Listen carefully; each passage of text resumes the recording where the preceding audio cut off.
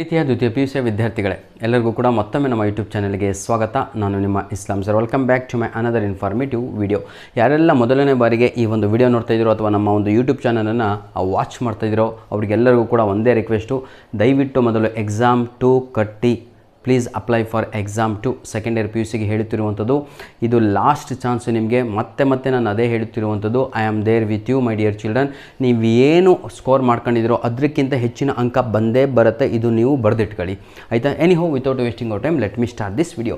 ಹಾಗಿದ್ರೆ ಎಕ್ಸಾಮ್ 2 ಏನೋ ಅಪ್ಲೈ ಮಾಡಿಬಿಟ್ರಿ ಅಂದ್ಕೊಳ್ಳಿ. ಹಾಗಿದ್ರೆ ಓದಬೇಕಾ ಈಗ ಅಂತ? ಓದಬೇಕು ಸರ್. ಎಕ್ಸಾಮ್ 1ಗೆ ಎಷ್ಟು ಓದಿದ್ರು ಅದಕ್ಕಿಂತ ಡಬಲ್ ಓದಬೇಕು. ಯಾಕೆಂದರೆ ಈಗ ನೀವು ಡಿಸೈಡ್ ಮಾಡಿದ್ದೀರಾ ನನ್ನ ಮಾರ್ಕ್ಸು ಕಡಿಮೆ ಆಗಿದೆ, ಮಾರ್ಕ್ಸ್ ಕಾರ್ಡಲ್ಲಿ ಏನಾದರೂ ಮಾಡಿ ನಾನು ಏನು ಮಾಡಬೇಕು, ಮಾರ್ಕ್ಸ್ಗಳನ್ನು ಇಂಪ್ರೂವ್ಮೆಂಟ್ ಮಾಡ್ಕೋಬೇಕು, ಏನಾದರೂ ಮಾಡಿ ನಾನು ಪಾಸ್ ಆಗಬೇಕು ಅಂತ ವಿದ್ಯಾರ್ಥಿಗಳಿಗೆ ಈ ಒಂದು ವಿಡಿಯೋ ಆಗಿರುತ್ತೆ. ಹಾಗಿದ್ರೆ ನಾನಿಲ್ಲಿ ಫೋಕಸ್ ಮಾಡುತ್ತಿರುವಂಥದ್ದು ಕೇವಲ ನನ್ನ ಇಂಗ್ಲೀಷ್ ಸಬ್ಜೆಕ್ಟ್ ಅಲ್ಲ, ಓವರಾಲ್ ನಮ್ಮ ಆರ್ಟ್ಸ್ ಆಗಿರ್ಬೋದು, ಸೈನ್ಸ್ ಆಗಿರ್ಬೋದು ಅಥವಾ ಕಾಮರ್ಸ್ ವಿದ್ಯಾರ್ಥಿಗಳಿಗೆ ಆಗಿರ್ಬೋದು. ಯಾರು ಆರ್ಟ್ಸ್ ಆಗಿರ್ಬೋದು ಅಥವಾ ಕಾಮರ್ಸ್ ವಿದ್ಯಾರ್ಥಿಗಳು ಹಾಗೂ ಸೈನ್ಸ್ ವಿದ್ಯಾರ್ಥಿಗಳು ಯಾರೇ ಆಗಿರ್ಬೋದು ಸರ್, ಎಲ್ಲರಿಗೂ ಕೂಡ ಅದೇ ಹೇಳುತ್ತಿರುವಂಥದ್ದು, ಪ್ಲೀಸ್ ಅಪ್ಲೈ ಫಾರ್ ಎಕ್ಸಾಮ್ 2.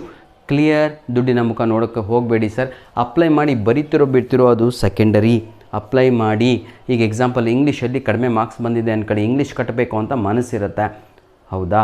ಅದ್ರ ಜೊತೆಗೆ ಇನ್ನೊಂದು ಯಾವುದೋ ಒಂದು ಕಡಿಮೆ ಬಂದಿರ್ತಲ್ಲೋ ಅದನ್ನು ಕೂಡ ಅಪ್ಲೈ ಮಾಡ್ಕೊಳ್ಳಿ. ಬಿಡ್ತಿರೋ ಸೆಕೆಂಡರಿ ಸರ್. ಬರೀಲಿಲ್ಲ ಅಂದರೆ ಏನು ಫೇಲ್ ಮಾಡಲ್ಲ, ನಿಮಗೆ ಟೆನ್ಷನ್ ತೊಗೋಬೇಡಿ ಆಯಿತಾ. ನೋಡಿ, ಈಗ ಆರ್ಟ್ಸು, ಕಾಮರ್ಸು, ಸೈನ್ಸ್ ಹಾಗಿದ್ರೆ ಸರ್ ನಾವು ಎಕ್ಸಾಮ್ 2ಗೆ ಪ್ರಿಪೇರ್ ಆಗಬೇಕು. ಕೇವಲ ಉಳಿದಿರೋದೇ ಒಂದು 15 ದಿನ ಈಗ ನಿಮ್ಮ ಎಕ್ಸಾಮಿಗೆ ವಿದ್ಯಾರ್ಥಿಗಳೇ.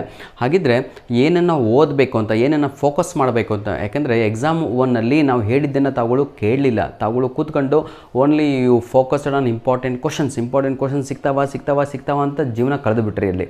ಹಾಗಾಗಿ ನಿಮ್ಮ ಅಂಕಗಳು ಸ್ವಲ್ಪ ಕೆಳಗಡೆ ಹೋಗಿದ್ದಾವೆ. ಈಗ ತಾವುಗಳು ಮಾಡಬೇಕಾಗಿರೋದು ಇಷ್ಟೇ ಸರ್. ಹಾಗಿದ್ರೆ ಏನನ್ನು ಓದಬೇಕು ಎಕ್ಸಾಮ್ 2ಗೆ ಅಂತ. ಎಕ್ಸಾಮ್ 2ಗೆ ಏನು ಓದಬೇಕು ಅಂತ ಹೇಳಿದರೆ, ಮೊದಲು ತಾವುಗಳು ಈ ವರ್ಷ ರಿಲೀಸ್ ಆಗಿರುವಂಥ ಮಾಡಲ್ 1, 2, 3 ಈ 3 ಕ್ವಶನ್ ಪೇಪರನ್ನು ತಾವುಗಳು ಪರ್ಫೆಕ್ಟಾಗಿ ರೆಡಿಯಾಗಿರಬೇಕು. ಮತ್ತೆ ನಾನು ಅದೇ ಹೇಳ್ತಿರುವಂಥದ್ದು, ತಾವುಗಳು ಏನು ಮಾಡಿದೆ ಸರ್, ನಾನು ಎರಡೇ ಮಾಡಲ್ ಪೇಪರ್ ಓದ್ಕೊಂಡು ಹೋಗಿದ್ದೆ, 3ನೇದು ಓದಿರಲಿಲ್ಲ, ಅಲ್ಲಿಂದ ಕ್ವಶನ್ಸ್ ಬಂದಿದ್ವು ಅಂತ.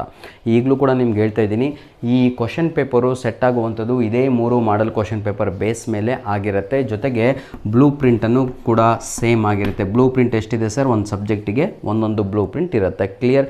ಇಂಗ್ಲೀಷಿಗೊಂದು, ಕನ್ನಡಕ್ಕೊಂದು ಹಾಗಿರುತ್ತೆ.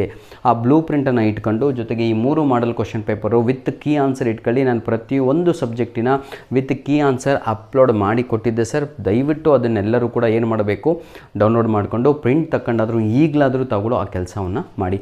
ಹಾಗಿದ್ರೆ ಇಷ್ಟು ಓದಿದರೆ ಸಾಕ, ಎಷ್ಟು ಮಾರ್ಕ್ಸ್ ಬರ್ಬೋದು ಅಂತ. ಈಗ ನಿಮ್ಮ ಕೈಯಲ್ಲಿ ಇನ್ನೊಂದು ಬಂದಿದೆ, ಅದು ಯಾವುದು ಅಂದರೆ ಎಕ್ಸಾಮ್ 1 ಕ್ವಶನ್ ಪೇಪರ್ ಕೂಡ ನಿಮ್ಮ ಜೊತೆ ಇದೆ. ಹಾಗಿದ್ರೆ ಇವೆಲ್ಲವೂ ಕೂಡ ನಿಮ್ಮ PUC ಬೋರ್ಡ್ ನಿಮಗೆ ಕೊಟ್ಟಿರುವಂಥದ್ದು.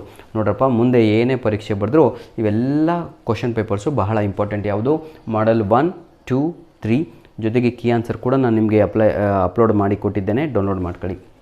ಬ್ಲೂ ಪ್ರಿಂಟು ಆ ಸಬ್ಜೆಕ್ಟಿಂದು, ಜೊತೆಗೆ ಎಕ್ಸಾಮ್ 1 ಕ್ವಶನ್ ಪೇಪರ್, ರೀಸೆಂಟಾಗಿ ಆಗಿರುವಂಥ ಎಕ್ಸಾಮ್ 1 ಕ್ವಶನ್ ಪೇಪರ್ ಎಲ್ಲವೂ ಕೂಡ ಬಹಳ ಇಂಪಾರ್ಟೆಂಟು. ನನ್ನ ಒಂದು ಗೆಸ್ಸಿಂಗು ಈ ಒಂದು ಕ್ವಶನ್ ಪೇಪರ್ನಿಂದ ನಿಮಗೆಲ್ಲರಿಗೂ ಕೂಡ ಆಯಿತಾ ಒಂದು 20 ಮಾರ್ಕ್ಸು ರಿಪೀಟ್ ಆಗುತ್ತೆ ಆಯಿತಾ. ಈ ಒಂದು 20 ಹಿಡಿದ್ರೆ ನೀವು ಟೋಟಲ್ ನಿಮ್ಮ ಕ್ವಶನ್ ಪೇಪರ್ ಬರದೆ 80 ಮಾರ್ಕ್ಸಿಗೆ 80 ಮಾರ್ಕ್ಸು ರೆಡಿ ಆಯಿತು. ಎಲ್ಲಾಯಿತು 80 ಮಾರ್ಕ್ಸ್? ಇಲ್ಲೇ ಆಯಿತು ನೋಡಿ. 20, 40, 60, 80 ಮಾರ್ಕ್ಸ್ ಆಯಿತು. ಇಲ್ಲ ಸರ್, ನಮಗೆ ಎಲ್ಲೋ ಒಂದು ಕಡೆ ಕನ್ಫ್ಯೂಷನ್ ಹೊಡೆಯುತ್ತೆ, ಏನಾದರೂ ಮತ್ತೆ ಬೇರೆದೇನಾದರೂ ಕೊಟ್ಬಿಟ್ಟಿದ್ರು, ಬೇರೆದೇನು ಕೊಟ್ಟರು ಕೂಡ ಅದೇ ಪ್ರಿಪೇಟ್ರಿ ಎಕ್ಸಾಮ್ 1, ಪ್ರಿಪೇಟ್ರಿ ಎಕ್ಸಾಮ್ 2 ಇಂದನೇ ಪಿಕ್ ಮಾಡಬೇಕು. ಯಾಕಂದರೆ ಈ ಕ್ವಶನ್ ಪೇಪರ್ ಕೂಡ ನಿಮ್ಮ PUC ಬೋರ್ಡ್ ವತಿಯಿಂದನೇ ಸೆಟ್ ಮಾಡಿದ್ದು, ಅಲ್ಲಿಂದನೇ ರಿಲೀಸ್ ಆಗಿರುವಂಥದ್ದು. ಹಾಗಿದ್ರೆ ಈ ಬೋರ್ಡ್ ಮೇಲೆ ಇರುವಂತಹ ಕ್ವಶನ್ ಪೇಪರನ್ನು ಮೊದಲು ಯಾರ ಹತ್ರ ಇಲ್ವೋ ಕಲೆಕ್ಟ್ ಮಾಡಿಕೊಂಡು ಮೊದಲು ಅದನ್ನು ಜೆರಾಕ್ಸ್ ಮಾಡಿಕೊಂಡು ತಾವುಗಳು ಏನು ಮಾಡಬೇಕು, ಕೀ ಆನ್ಸರನ್ನು ರೆಡಿ ಮಾಡಿಕೊಂಡು ಇಷ್ಟು ಓದಿದರೆ ಸಾಕು. 100% ಪ್ರತಿಯೊಬ್ಬನು ಕೂಡ ಎಷ್ಟೇ ಮಾರ್ಕ್ಸ್ ಬಂದಿರಲಿ, ನಿಮ್ದೀಗ 35 ಬಂದಿದೆ ಅಂದ್ಕೊಳ್ಳಿ ಇಂಗ್ಲೀಷಲ್ಲಿ ಅರ್ಜೆಂಟ್ ಸಪೋಸ್ ಆಯಿತಾ, ತಾವುಗಳು ಏನು ಮಾಡಬೇಕು, ಇಂತಹ ಒಂದು ಐಡಿಯಾವನ್ನು ಟ್ರಿಕ್ಕನ್ನು ಯೂಸ್ ಮಾಡಿ ಆರಾಮಾಗಿ ತಾವುಗಳು 75+ ಸ್ಕೋರ್ ಮಾಡ್ತೀರಾ. ಇದು ನಾನು ಹೇಳ್ತಾ ಇಲ್ಲ, ನಮ್ಮ PUC ಬೋರ್ಡ್ ಹೇಳ್ತಾ ಇರುವಂಥದ್ದು. ವಿದ್ಯಾರ್ಥಿಗಳೇ, ಎಕ್ಸಾಮ್ 2 ಇರೋದು ನಿಮಗಾಗಿಯೇ. ಮತ್ತೆ ನಾನು ಅದೇ ಹೇಳ್ತಿರುವಂಥದ್ದು, ಈ ಬಿಡ್ತಿರೋ ಸೆಕೆಂಡರಿ ಸರ್. ಲಾಸ್ಟ್ ಮೂಮೆಂಟಲ್ಲಿ ನಿಮ್ಗೇನು ಅನಿಸುತ್ತೆ ಗೊತ್ತಾ, ಅಯ್ಯೋ ಫ್ರೀ ಇದ್ದೀನಲ್ವ, ಏನಾದರೂ ಮಾಡಿ ಎಕ್ಸಾಮ್ ಕಟ್ಬೋದಿತ್ತಲ್ಲ ಅಂತ. ಲಾಸ್ಟ್ ಡೇಟ್ ಮುಗಿದೋದ್ಮೇಲೆ ನಿಮ್ಮ ಮನಸ್ಸು ಹೇಳ್ತಾ ಇದೆ, ನಿಮ್ಮ ಮೈಂಡ್ ಹೇಳ್ತಾ ಇದೆ ಎಕ್ಸಾಮ್ ಕಟ್ಟಬೇಕು ಅಂತ, ಆ ಸಮಯದಲ್ಲಿ ಆಗಲ್ಲ. ಯಾಕಂದರೆ ಲಾಸ್ಟ್ ಇಯರ್ ಭಾಳ ಜನ ವಿದ್ಯಾರ್ಥಿಗಳು ಕಮೆಂಟ್ ಮಾಡಿದರು, ಸರ್ ನಮಗೆ ಲಾಸ್ಟ್ ಡೇಟು ಮಿಸ್ ಆಗಿಬಿಡ್ತು ಸರ್ ಎಕ್ಸಾಮ್ 2 ಕಟ್ಟಲಿಕ್ಕೆ, ಈಗೇನು ಮಾಡೋದು ಅಂತ. ಹಾಗಾಗಿ ನಾನು ಹೇಳ್ತಿರುವಂಥದ್ದು ನಿಮಗೆ ಎಕ್ಸಾಮ್ 3 ಇಲ್ಲ ವಿದ್ಯಾರ್ಥಿಗಳೇ, ಮತ್ತೆ ಹೇಳ್ತಾ ಇರುವಂಥದ್ದು this is the last and the final call ಅಂತ ಹೇಳ್ತಾರಲ್ವ. ಹಾಗೆ ನೀವು ನಿಮ್ಮ ಅಂಕಗಳನ್ನು ಇಂಪ್ರೂವ್ಮೆಂಟ್ ಮಾಡ್ಕೊಳ್ಳಿ. ಧನ್ಯವಾದಗಳು. ನಿಮ್ಮ ಪ್ರೀತಿ ವಿಶ್ವಾಸ ಸದಾ ಹೀಗೆ ಇರಲಿ. ಏನೇ ಬೇಕು ಅಂದರೂ ಈಗಾಗಲೇ ಜಾನ್ವರಿ ತಿಂಗಳು, ಈ ಫೆಬ್ಬು, ಈ ಮಾರ್ಚು 3 ತಿಂಗಳಲ್ಲೂ ಸಂಪೂರ್ಣವಾಗಿ ನಿಮಗೆ ಬೇಕಾಗಿರುವಂಥ ಇಂಪಾರ್ಟೆಂಟ್ ಕ್ವಶನ್ಸು, ನಿಮಗೆ ಬೇಕಾಗಿರುವಂಥ ಪಾಸಿಂಗ್ ಪ್ಯಾಕೇಜು, ನಿಮಗೆ ಬೇಕಾಗಿರುವಂಥ ಮೆಟೀರಿಯಲನ್ನು ಸಬ್ಜೆಕ್ಟ್ ವೈಸ್ ಅಪ್ಲೋಡನ್ನು ಮಾಡಿಕೊಟ್ಟಿದ್ದೇನೆ. ಉಪಯೋಗಿಸಿಕೊಂಡು ಒಳ್ಳೆಯ ಅಂಕಗಳನ್ನು ತೆಗೀರಿ. ಸಮಯ ಇದೆ. ಧನ್ಯವಾದಗಳು.